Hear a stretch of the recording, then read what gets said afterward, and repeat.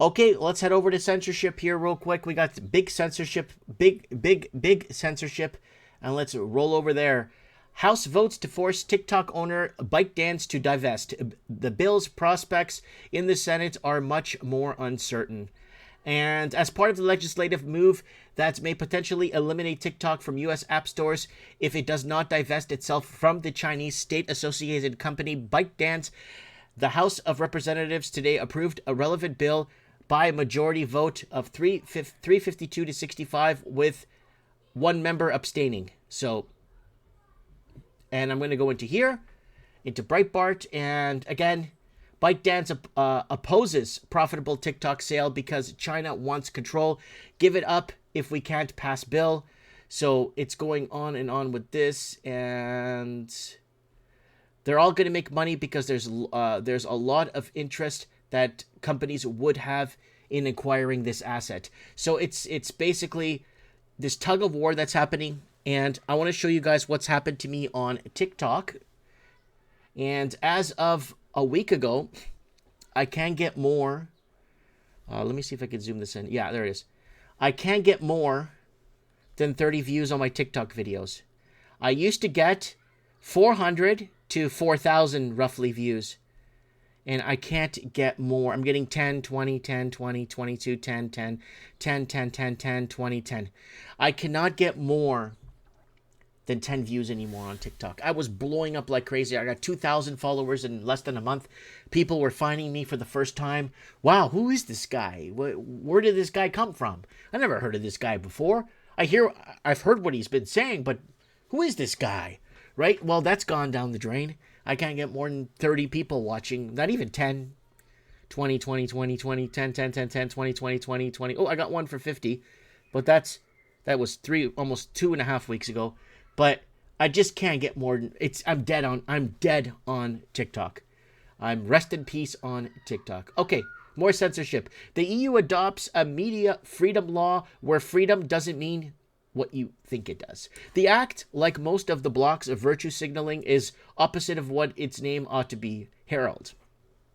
The EU's new Media Freedom Act, we've been talking about the Freedom Act here for over a year now, so it shouldn't be new to people on this channel, now voted into law with 464 votes for, 92 against, and 65 abstentions. There are some new outlets whose coverage a vote I'd like to see, like RT's, where you're reading this right now. But anyone who's viewing this from inside the European Union, bastion of democracy and freedom, is likely doing so via VPN. Oh, yeah. Connection routed through somewhere outside the bloc to circumvent its press censorship. Ooh, it's coming down hard in Europe. Nothing is new. Nothing in this new law suggests that this will change, or that there will be an increased or access to information and analysis for the average person. Such improved freedoms might lead to people making up their own minds rather than having various flavors of similar narratives served up for mass consumption. I like how they put that. And JP Morgan, you can find this article on Reclaim the Nets. JP Morgan to rule out controversial biometric payments. Yeah. So you want that little EBT? You want that little money? Huh? Well, you got to scan your face if you want that money. Right? You want a little bit of money here? You want that tax refund? You want that little bit of money we owe you? Well, you're going to have to scan yourself.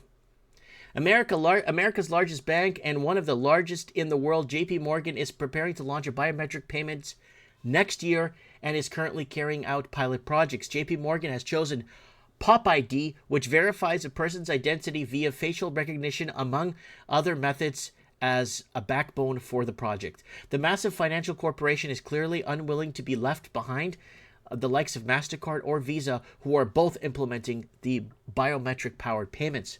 According to the bank, one of the first events where this was trailed was Formula One race in Miami. We covered that last year. We covered the Formula One race, remember?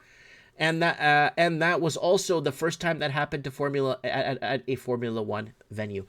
We covered that, where they were taking biometrics of people. Oh, you spent $400 on that ticket. You want to get into our thing and utilize and watch the race? We're going to have to scan your face. Oh, yeah. We're going to have to scan your face. And Pornhub blocks access in Texas after state mandate digital ID law. So digital ID law to protect the children. So the digital ID law will start with porn, and then they're going to start going in with media and all kinds of like Facebook and YouTube. They're going to start requiring you to have a digital ID to go in. But before you know it, before you even... The second you wake up, you're going to have to scan your face just to get into the internet, just to get into something, just to get into anything anymore, just to get into your bank, right? So they're starting with this digital ID law with Pornhub, right? So you got Pornhub here. And in response to Texas state law mandating digital ID age verification, Pornhub, a highly trafficked adult content website, has ceased operations in the state as of Thursday. Visitors to the site are now met with detailed message from the Pornhub criticizing the new legal requirement. The message denounces the measure of ineffective and haphazard. And that's it right there. And German teen pulled out of classroom and questioned by police for TikTok post stating Germany is her home. So if you're living in Germany and you're born and raised in Germany and you are of German descent and you post that Germany is your home, the police will pull you out of your classroom. And three police officers stormed the German high school last month and took a 16-year-old girl out of the class to question her about her TikTok video she posted in which she called Germany her home and not just a place on a map. So, yeah. And SXSW is accused of using copyright and trademark claims to suppress criticism. Okay, I'm not even going to read this. I'm going to tell you what this means. You know how I play intro music? I'm playing my intro, then I, gotta get a caller. I play a bit of music for you guys. I played a bit of music, play a bit of music in between callers and stuff, just to help me balance the show out. Well, what they're doing is they're going to actually start just terminating people's videos and accounts and whatever that are using copyright music. But here's the problem with that. They don't have to. Because if you go on TikTok right now and I play my music while I'm live, it actually censors my music and you don't hear nothing. Twitter. Forget TikTok. Twitter has the technology to actually censor my music if it's copyrighted, and it would put a description below saying the user that is making this video does not have the license for this copyright music. Great. It does that for us if it's not allowed. But what they're doing now is they're going to start shutting down people like myself or whatever. I have everything backed up. Worst case scenario, I could edit out all the music clips, or find a software that could censor it out for me and repost my stuff. My stuff isn't going anywhere. But that's what's been happening. They're going to get you. But then if it's some guy pouring gravy down his pants and eating rice and he's using copyrighted music, that will be okay. So if you're pouring gravy down your pants and eating rice on your show, that's okay. You could have copyrighted music. You're allowed to.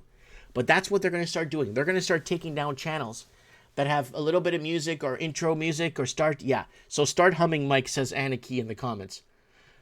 And U.S. AIDS disinformation primer documents reveal censorship promotion across sectors, and the agency has been promoting... Okay, we covered this on the show. We covered this. Let's full screen this. We already covered U.S. aid, and the authorities in the U.S. are once again caught red-handed promoting censorship, this time via the U.S. Agency for International Development, USAID. Remember that? Is normally used by the U.S. government to spread its influence around the world, but now, according to documents from a case against the State Department's Global Engagement Center, the agency also actively participates in analyzing and spreading various censorship methods. And it goes on to say, there it is right there.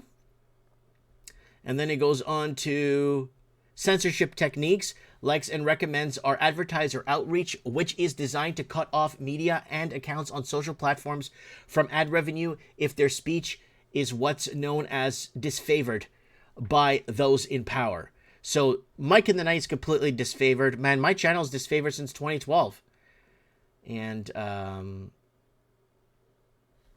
so that's that, folks, for wanted to cover a bit of censorship, because the censorship's going to come down hard. It's a tsunami of censorship. There's a big shift coming, and they are looking for, yeah. So I just wanted to kind of put that out there for you guys. Censorship is major.